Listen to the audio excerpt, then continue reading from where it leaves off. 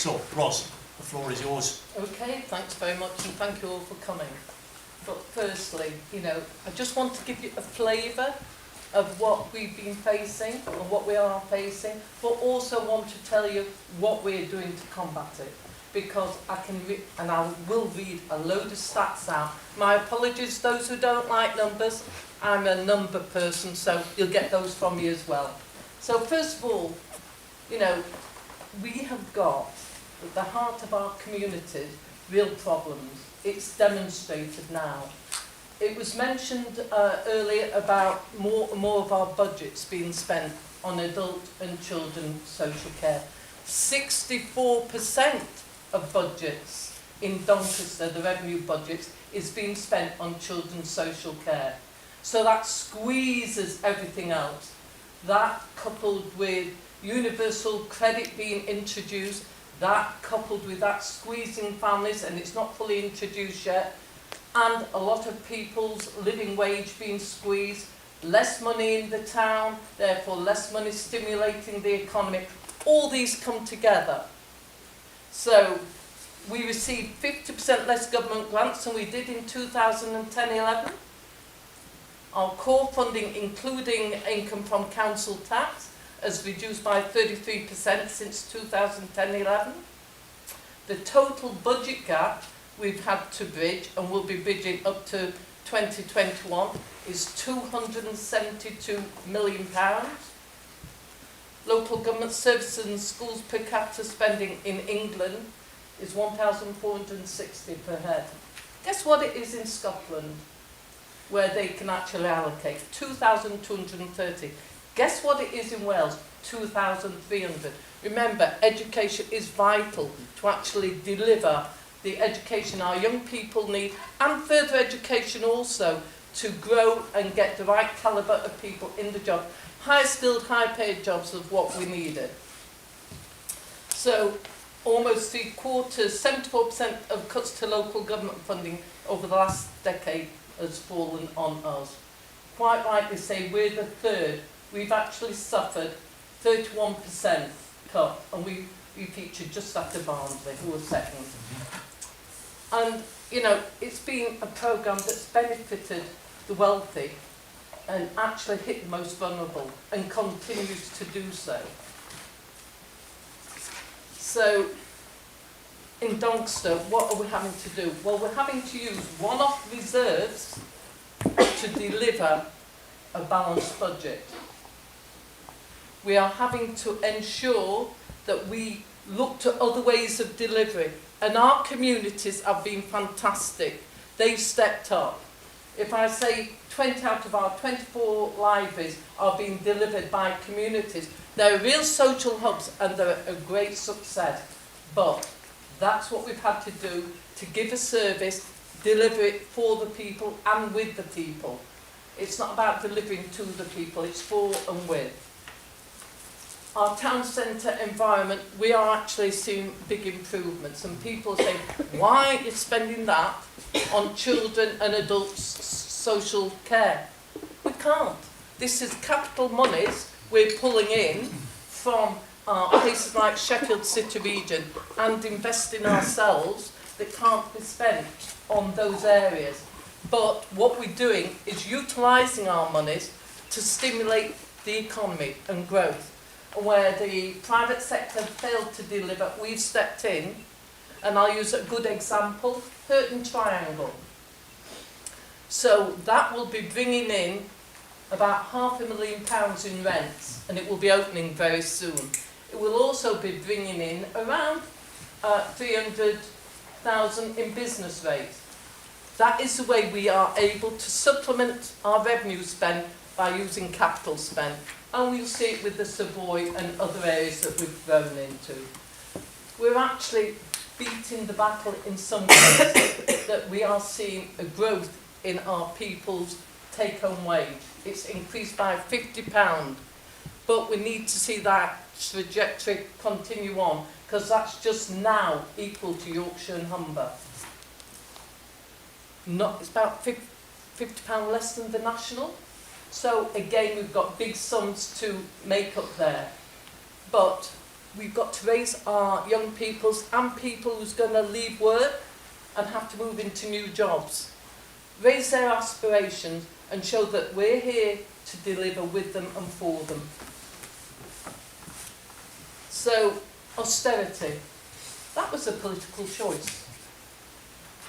I read somewhere where I was being told austerity is over.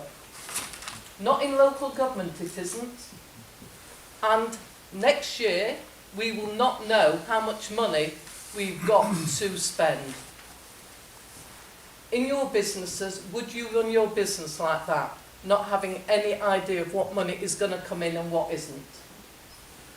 No way to run a country, and no way. So we've made our best estimates. And our best estimates mean that come next year, we'll have £13 million gap again to find. It's looking at ways to deliver differently and actually enable people to go out there and help themselves also.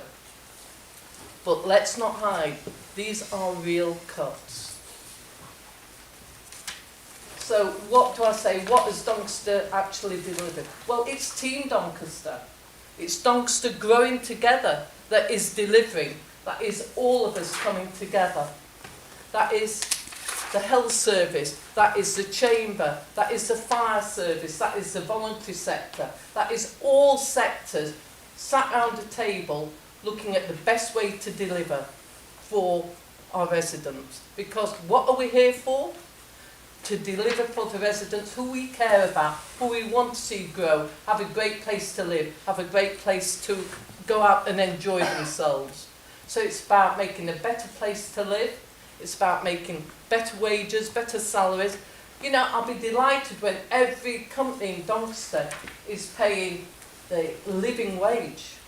I will be delighted to see when we see things going forward that everyone is able to go out and enjoy life. What they're living on now, on the lower parts of salaries, are so small that, you know, they're making a choice between whether, do I pay my rent or do I put food on the table?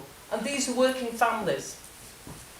Well, we all have to make choices. Well, I know what I'd be doing.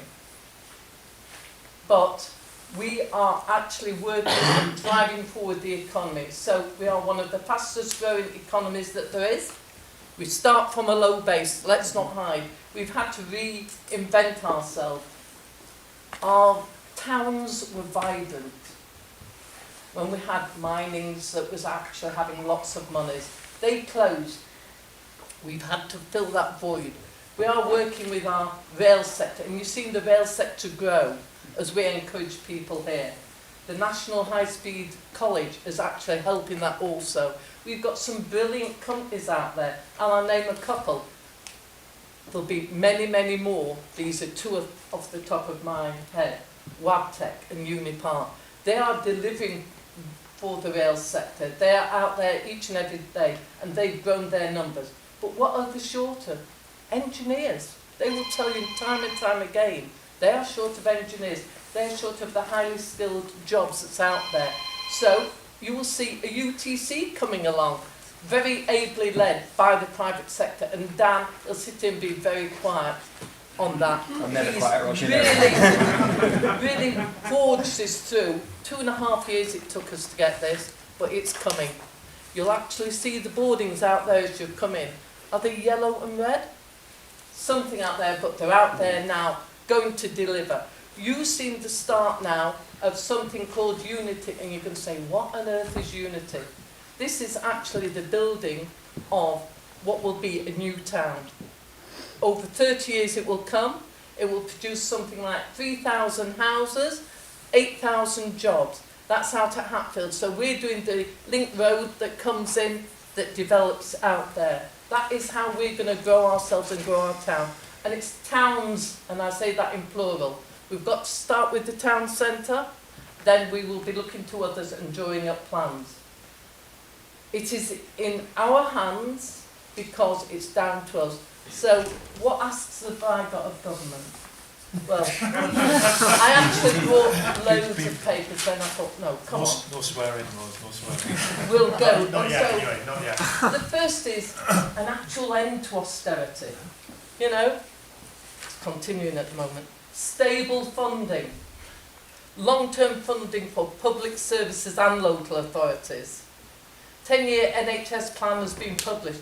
We need this across all public sectors. You don't plan 1 year ahead to grow properly. Less one-off pots of funding that cost time and effort to bid for. Fund public services well and provide local flexibility on how resources are spent.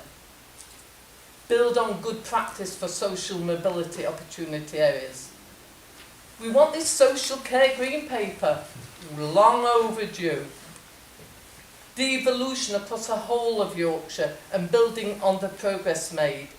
With the South Yorkshire, Sheffield City region, let's use that as our stepping stone to drive Yorkshire. And it's been proven the sum of the whole is better than the sum of the parts. Education and skills, needing to give true parity to technical and academic skills. We all know our businesses are crying out for a skilled workforce. Investment in housing of all types. You know, and also government, except there's no confidence in business rates. It's accelerating shop closures in many towns and it's outdated. Give local authorities power to introduce penalties and incentives for landlords. You know, it should be carrot as well as stick. And introduce clear high street assets ownership accountability by establishing a landlord register for each town. How many times do we ask, who does this belong to? Many searches. So, I'm not going to read out more. What I'm saying is, give us the tools and we can deliver. Give us the funding and we will show you. We have proven that we can deliver in the best way possible. You can't take cuts out of budget and still keep delivering out there. And yes, I still get asked, my dustbin's not been emptied today. But, you know, we have a programme where we are on a fortnight of emptying dustbins. We've not tried to stretch it. We're actually out there cutting our grass, but we've done that by actually modernising equipment in order to deliver with a fewer workforce. Local government has had a massive reduction in workforce and our staff have been fantastic. But more importantly, it's about saying, give us the funding and give us the powers to do it. Brilliant. Thank you. Thank you very much.